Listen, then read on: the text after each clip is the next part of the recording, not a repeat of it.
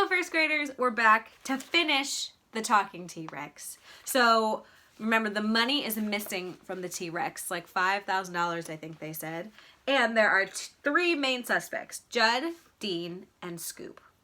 And we're trying to figure out who did it and where the money was stolen. And remember, we think it's one of those three because the compartment the money was in was locked, and it was a hidden compartment anyway, so who would even know about it but those three? And the kids have decided to search Tyrone, and they're going to sneak away from their parents, shockingly enough, and come back tonight during the fireworks. Chapter 6. As they walked home, the kids talked about the theft. Josh stopped walking. A sly look shone from his green eyes. "I figured it out," he whispered. "I know who stole the money." "Who?" Dink said. "It was Tyrone," Josh said. While everyone was asleep, he walked to the bank and made a dino deposit. Dink shoved Josh, and Ruth Rose rolled her eyes. Before splitting up, they agreed to meet and walk to the fireworks together. "Drop off your sleeping bags at my house," Dink said. "My folks said we could sleep outside after the fireworks." "And wear dark clothes," Ruth Rose said. At 8:30, Josh, Ruth Rose, and their families met at Dink's house. Dink, Josh, and Ruth Rose piled their sleeping bags on the picnic table. The adults carried blankets, bags of popcorn, and bug spray. Nate, Brian, and Bradley each brought their favorite stuffed animals. The three families walked to Main Street and turned left. They took another left at Holly's gas station. From there, it was only a short walk down East Green Street to the swimming pool where the fireworks were set up. "Why are you three dressed in black?" Ruth Rose's dad asked. "You look like ninjas." "We're hoping the mosquitoes won't see us in the dark," Ruth Rose said, glancing at Dink. Dink, Josh, and Ruth Rose walked ahead, leaving the others behind. "Good thinking," Josh said, when he was sure he couldn't be overheard. A few minutes later, they all arrived at the town pool. Hundreds of people were already there. Blankets and chairs covered the lawns near the pool, tennis courts, and baseball field. The fire truck was parked nearby in case it was needed. "I see Judd, Scoop, and Dean," Josh said. The three men sat leaning against the fence that surrounded the baseball field. "Let's go sit with them." "We can't," Ruth Rose said. "If we do, they'll see us sneak away later." "Well, let's at least go over and say hi," Dink said. "Yeah, and we can see if Dean looks guilty," Josh commented. Dean is the one who was sleeping outside, and so Josh is pretty sure it's him. He also had a key. The kids wove their way through the blankets and chairs. Judd noticed them first and stood up. "Howdy," he said, waving. "You guys want to sit with us?" Scoop and Dean said hi, too, but didn't stand up. "Can't," Josh said. "We have to stay near our parents." "Officer Fallon is a nice guy," Judd said. "I sure hope he can find our money. We're taking Tyrone down tomorrow and leaving." "Where are you going?" Ruth Rose asked. "New Haven first, then a bunch of other towns," Scoop said. "We have a lot more money to earn." Dean didn't join the conversation. His dark eyes stared straight ahead. "Good evening," a voice said. It was Mr. Linkletter, the Shangri-La Hotel's manager. He was sitting on a lawn chair a few feet away. Everyone said hi. "I hope your room is comfortable," Mr. Linkletter said to Judd and Scoop. "It's great," Judd answered. Just then, a circle of blue light lit the sky over their heads. "Ooh," cried hundreds of people. "They're starting," Ruth Rose said. "We better go find our parents." "How about breakfast at Ellie's tomorrow?" Judd asked. "I don't want to leave without saying goodbye." "Sure," Dink said. "What time?" "We're getting up real early to load Tyrone in the truck," he said. "So how about 9 o'clock?" "We'll be there," said Dink. The kids walked away toward their families. They picked a spot near the tennis courts where they could still keep an eye on the three men by the fence. "Guys, did you hear what Judd said?" Ruth Rose asked. "They're taking Tyrone apart tomorrow." "So if that's where Dean hid the money, he needs to get it before then," Josh said. "Or whoever stole the money," Dink added. "Trust me, it's Dean," Josh went on. "Did you guys notice how he sat and didn't say a word to anyone? In my book, that spells Guilty, which spells guilty. Volunteer firefighters had built a low barricade around the fireworks. The police had placed detour signs on River Road to keep the cars away. Firefighters in white t-shirts went through the crowd handing out tiny American flags. For a few minutes, the kids watched fireworks bursting over their heads. The sky went from black to red, white, and blue. The crowd clapped and whistled and yelled. "When the next really big one goes off, let's boogie," Josh whispered. A second later, the sky blossomed into a giant yellow flower. While everyone was looking up, Dink, Josh, and Ruth Rose slipped away in the dark. You just see their silhouettes. They darted across East Green Street and raced to the high school lawns. A nearly full moon cast a dinosaur's shadow halfway across the playing field. Behind the kids, the sky was still lit with fireworks. A breeze swept across the field, making the yellow tape rattle against the stakes. "Now what?" Dink asked. "I really don't like being here, guys." "I don't either," Ruth Rose said. "But if the duffel bag is still inside Tyrone, we have to find it tonight." That's the end of Chapter 6. Chapter 7. "Let's just do it," Josh said. "It'll take us 5 minutes. If we don't find the money, we'll go back and watch the fireworks." The kids crept under the yellow tape. They were concealed in Tyrone's dark shadow. The rubber wedge was holding the door open an inch. Josh removed it and swung the door open. "I can't see anything," Dink said. "How can we search in the dark?" "Wait," Ruth Rose said. She pulled a small flashlight from her pocket. She flipped it on and aimed the beam past the folded steps into Tyrone's belly. The table and rug were still off to one side. The compartment lid was up, and the space was still empty. Then Ruth Rose shut off the light. Dink pulled down the steps, and they scrambled up Tyrone's belly. Dink folded the steps back while Josh eased the door shut. They were in a dark, stuffy cave. "It's roasting in here," Josh's voice complained from the darkness. Dink was on his knees. One arm rested against a small table. The compartment that once held the duffel bag was in front of him, but he couldn't see it. "Let's get this over with," Dink said. "I'd like to get back to the fireworks before my folks know we're gone." Ruth Rose flipped on her flashlight and shone it around the small space. "Okay, Josh, show us this secret hiding place," she said. "It wouldn't be right out in plain sight," Josh said. "Look for some place no one would think of." On his knees, Josh shuffled around to face the rear legs. They were attached to the rest of the body with large bolts. "I'll bet these legs are hollow," he said. Josh felt around and sure enough was able to stick his arm down inside one leg. "Nothing down here," he said. Dink examined the other leg, but there was nothing hidden inside that one either. "What about up inside his head?" Ruth Rose asked. Her light followed the cables up Tyrone's chest and neck. At the top, only a dark hole showed where the head was. "Let's find out," Dink said. He stood up and tried to reach his hand into Tyrone's head cavity. "I'm not tall enough." "Wait a sec," Josh said. He lifted the laptop computer off the table and set it on the floor. Then he slid the table over to Dink. Dink climbed onto the table and reached again. This time his arm was inside Tyrone's head. He moved all around in the space. "All I feel are the wires that come from the computer," he said. "But my arm isn't long enough to reach all the way." "Could I fit in there?" Ruth Rose asked. "Probably," Dink said. "The head is hollow." Josh giggled. "Like yours," he said. "Let me go up," Ruth Rose said. "I'll stand on the table, then you guys boost me." Ruth Rose and Dink traded places. Josh held the flashlight in his mouth as he and Dink lifted Ruth Rose up Tyrone's throat. She disappeared into his head with only her feet sticking out. Then her feet vanished, and they saw her face peering down at them. "There's nothing up here but a little speaker attached to those wires," she said, "and a bunch of teeth." Josh flashed the light around the walls. "I don't see any place you could hide a pile of money," she said. "So what do we do?" Dink asked. "First, we get some air in here," Josh said. He handed Dink the flashlight and reached for the door. Dink shut off the flashlight. "Don't open it too wide," he said. "I don't feel like getting arrested for breaking and entering a dinosaur." Josh shoved at the door. It didn't move. "Help me, Dink, it's stuck." Both boys leaned their shoulders against the door and pushed. "The door must have locked when we closed it," Josh said. "We forgot to wedge it open with that rubber thing." Dink flipped on the flashlight and aimed the beam up at Ruth Rose. "If I hand this to you, can you shine it out through the mouth?" he asked. "If you yell, someone might hear you." She shook her head. "The mouth is closed." "We have to try something," Dink said, waving the flashlight around. "I'm not staying in here all night." "Got it," Josh said. "I think I know how to boot up Dean's computer. If I can make Tyrone's mouth open, we can yell for help through the microphone and speaker." "No one would hear us over the firework noise," Ruth Rose said. "But you gave me another idea, Josh. If you can open Tyrone's mouth, maybe I can climb out that way." "Ruth Rose, Tyrone's head is too high off the ground," Dink said. He looked at Josh. "Is there anything we can make a ladder out of?" Suddenly, Josh grabbed the flashlight from Dink's hand. He shone it around the walls until the beam fell on a row of hooks. "I thought so," Josh said. "What?" Dink said. Josh reached out and grabbed a coil of rope. "This," he said. "We can use it to lower Ruth Rose out Tyrone's mouth to the ground." Dink looked up at Ruth Rose. "Do you think you could?" he asked. Ruth Rose nodded. "Tyrone's mouth is pretty big," she said. "Like Josh's," Dink said, glancing at his friend. "Very amusing," Josh said. He passed the flashlight to Dink and then sat in front of the laptop. He turned it on, then tapped a few keys. Several icons appeared on the screen. One of them was labeled Tyrone. Josh clicked on it, and a window appeared showing a list of choices. One of the words was mouth. And try to open his mouth. It's a good idea. "Bingo," Josh said. "Get ready, Ruth Rose." Josh clicked on mouth. A second later, Dink heard a grinding sound. "It worked," Ruth Rose yelled. "Tyrone's mouth is opening." That's the end of the chapter. Thank goodness, because they were trapped. They get trapped a lot of places. Dink set the flashlight on the floor and tied one end of the rope to the folding steps. Josh formed a loop over the other end, big enough for Ruth Rose to step in. He stood on the table and handed her the loop. "Are you sure you want to do this?" Dink asked. "It'll be easy," Ruth Rose said. "I climb down the rope ladder from my cousin's treehouse all the time." "We'll hold the rope till you're ready to go down," Josh said. He added, "Be careful of those teeth." "Okay, give me a minute." Ruth Rose's face disappeared. Some of the slack rope went with her. "All right," she yelled. "Just lower me real slow." The boys felt the rope tighten with Ruth Rose's weight. They let the rope slip slowly through their fingers. Dink felt the friction making his palms burn. Then the rope went totally slack. "Is she down?" Josh asked. They both heard someone banging on the door in Tyrone's side. "I'll be right back," Ruth Rose yelled. Dink and Josh sat and leaned against a curved wall. Ruth Rose's flashlight was growing dim, so Dink shut it off.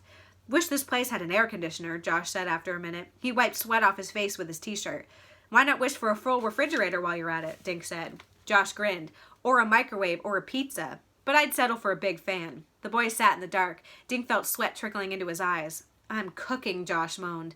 "Don't be such a baby," Dink said. "Imagine what it would be like inside a real Tyrannosaurus." Josh giggled in the dark. Did dinosaurs eat kids? He asked.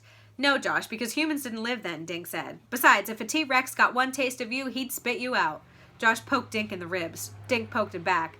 Just as Josh put a wrestling hold around Dink's neck, they heard something thump outside. Josh gulped. Do you suppose it's Dean coming to get the money?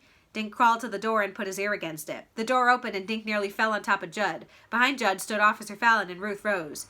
You sure get yourself in some pickles, Officer Fallon said, shining his flashlight in Dink's eyes. Good thing I found Judd at the fireworks. Judd lowered the steps so Dink and Josh could climb down to the ground. Thanks, Josh said. We were melting in there. I don't suppose you found the money, Judd said. Ruth Rose told us what you were up to. Dink shook his head. Sorry, he said.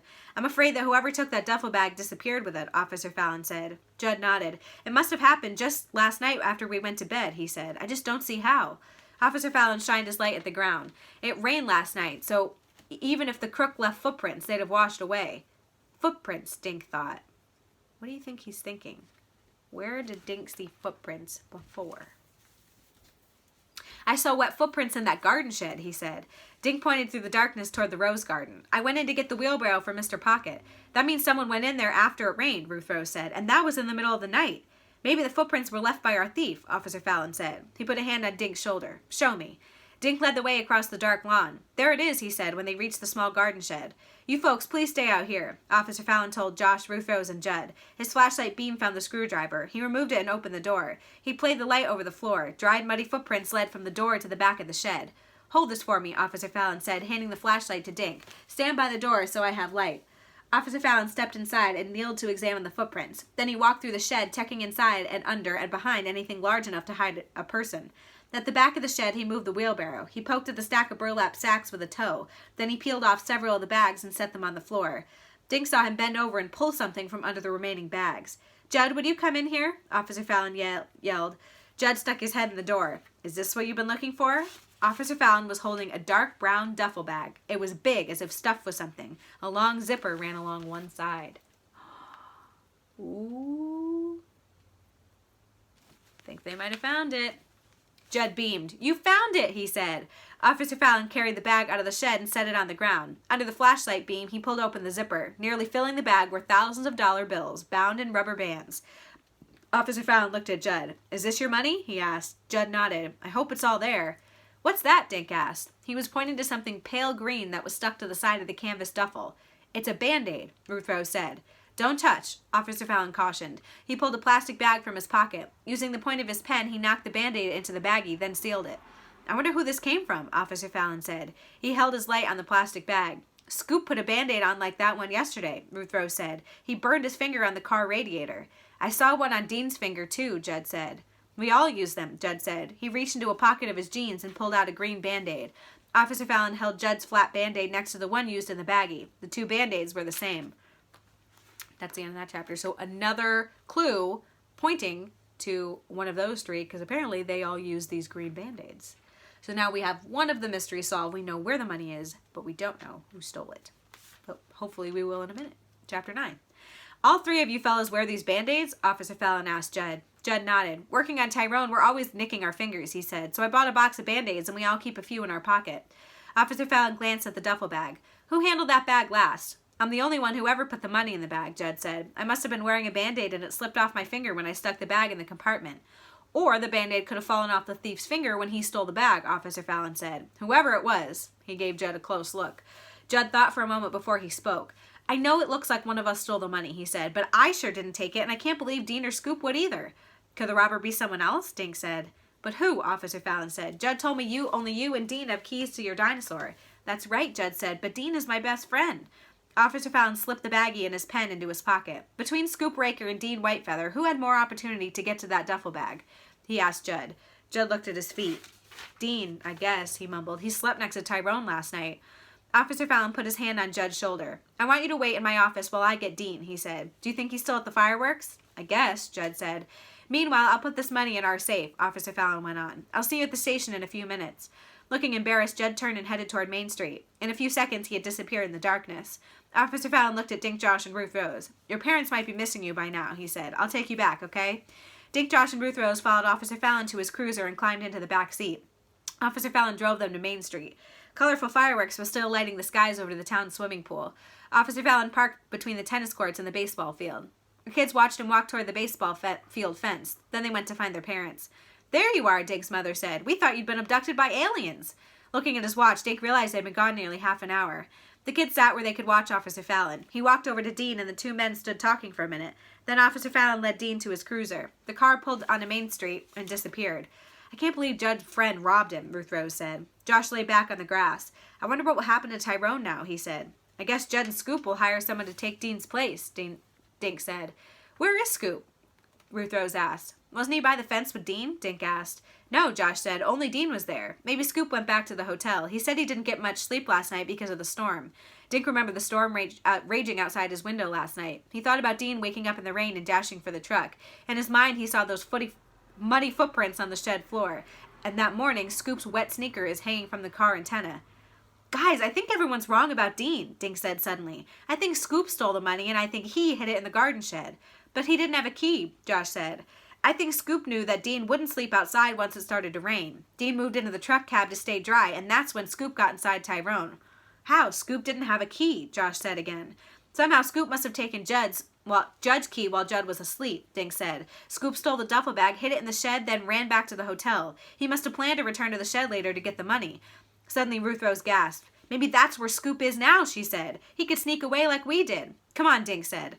The kids zipped past Mystic Greenhouse, cut behind the book nook, and raced toward the rose garden. Out of breath, they crouched behind some rose bushes 10 yards from the shed. A light flickered through the open door. "Someone's inside," Josh hissed. The 3 kids crept close to see inside the shed. They saw a dark-haired figure kneeling in front of the stack of burlap bags. When the man turned up and stood up, they knew it was Scoop Raker. "What should we do?" Ruth Rose whispered. "The screwdriver's in there," Ruth Rose said. "I'm going to lock him in." "No," Dink said. "Let's go get Officer Fallon." Josh shook his head. "Not enough time. When Scoop doesn't find the money, he'll take off." He started to crawl toward the rose bushes toward the shed. "Ouch," he yelled. "What happened?" whispered Ruth Rose. "Darn thorns," Josh whispered back. Suddenly, Scoop burst out of the shed. He turned his flashlight beam on Josh. Before anyone else could react, Scoop had grabbed Josh by the arm. "Okay, kid, what did you do with the money?" he demanded. "You leave him alone," Ruth Rose cried as she and Dink sprinted to Josh's side. "Yes, leave him alone," a deeper voice said. Officer Fallon and Dean stepped out from behind the shed. So it was Scoop Raker. That's kind of a plot twist because they were making it look like it was Dean, but it was Scoop. Chapter 10, last one. An hour later, the kids were lying on their sleeping bags in Dink's backyard. They were gazing up at the stars. "There's the Big Dipper," Josh said, sitting up. "I think I see Mars," Dink said. "There's a shooting star. Make a wish," Ruth Rose said. "I wish I could be the first woman president." "I wish Ruth Rose could become president and put me in charge of desserts," Josh said. Dink and Ruth Rose sat up and laughed. "I wish Judd and Dean would leave Tyrone in Greenlawn," Dink said. "Yeah," Josh said. "That would be so excellent we could make them walk all over town." "People would pay us to give them rides in Tyrone," Ruth Rose added. "We could send the money to Judd and Dean for their museum." The 3 kids sighed and settled back in their sleeping bags. "I still can't figure out how Scoop got Judd's key," Ruth Rose said. "Oh, that was easy," Josh said. "I figured it out a long time ago." Dink popped up and glared at his friend. "Are you planning to tell us?" Josh let out a dramatic sigh. "Scoop heard Dean say it was going to rain last night. He knew Dean would probably move inside someplace to stay dry. I think that's when Scoop decided to steal the money. He waited till Judd was sound asleep, then took his key." "But how did Scoop get into Judd's room?" Dink asked. "He didn't have to," Josh said. "They slept in the same room." "Joshua, how do you know that?" Ruth Rose asked. Josh grinned. "Remember when Mr. Linkletter said hi to us at the fireworks? I heard him ask Judd and Scoop how their room was. Room, not rooms." "It's a good thing Officer Fallon showed up at the shed," Dink said. "I wonder how he knew Scoop would go there." "Dean might have convinced him," Josh said. "Dean must have figured out the only way the crook could have gotten the key was by taking it from Judd during the night. And Dean knew Judd and Scoop shared a room." "Well, I hate to admit it," Dink said, "but you're pretty smart." "I know," Josh said, "but thanks anyway." "You're welcome," Dink said. "Maybe I'll put you in charge of the FBI when I'm president," Ruth Rose said. Josh yawned. "Nah, I'd rather be in charge of food." The 3 kids smiled in the dark. Then, as the stars twinkled above them, they slowly went to sleep. And that's the end of the Talking T-Rex. I'm so glad they found the money. Now maybe Judd and Dean can open their museum in Montana. That's a good one. I hope you enjoyed it too. We'll be back next time for You, which is the unwilling umpire. See you then. Bye.